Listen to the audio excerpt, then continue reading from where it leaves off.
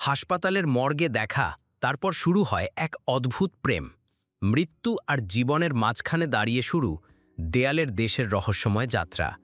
শবনম বুবলী ও শরীফুল রাজ অভিনীত এই সিনেমায় প্রেম শুধু একটি আবেগ নয়, বরং এক অনিবার্য বাস্তবতা, যা গড়ে ওঠে ভয়, নিঃসঙ্গতা আর অস্তিত্ব সংকটের মধ্য দিয়ে। পরিচালক মিশুক মুনির প্রথম চলচ্চিত্র হয়েও নির্মাণশৈলীতে তিনি যে পরিণত উপলব্ধি দেখিয়েছেন তা চোখে পড়ার মতো।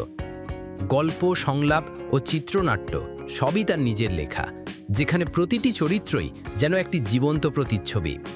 নহর আর বৈশাখ, এই দুই চরিত্রের সম্পর্ক একদিকে যেমন মনস্তাত্ত্বিক, তেমনি আবেগঘন ও অন্তর্মুখী।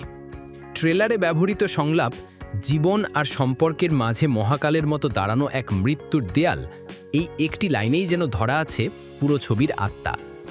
সিনেমাটি শুধু একটি প্রেমের গল্প নয়, বরং এক প্রশ্ন, এক উপলব্ধি, যেখানে মৃত্যু হতে পারে ভালোবাসার নতুন সংজ্ঞা।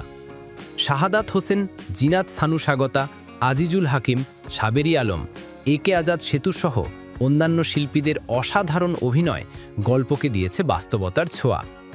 বুবলী নিজেই বলেছেন, এই চরিত্র ছিল তার ক্যারিয়ারের সবচেয়ে চ্যালেঞ্জিং কাজ, যেখানে কমার্শিয়াল ইমেজ ভেঙে তাকে হয়ে উঠতে হয়েছে চরিত্রের অংশ। অনুদানের সিনেমা হয়েও দেয়ালের দেশ প্রমাণ করেছে কন্টেন্টই শেষ কথা, গ্ল্যামার নয়। যারা প্রেক্ষাগৃহে ছবিটি মিস করেছেন তাদের জন্য সুখবর, এই অনন্য সিনেমাটি এবার মুক্তি পাচ্ছে ওটিটি প্ল্যাটফর্ম চরকিতে 17 জুলাই রাত 12টা 1 মিনিটে। দেয়ালের দেশ শুধু একটি সিনেমা নয়,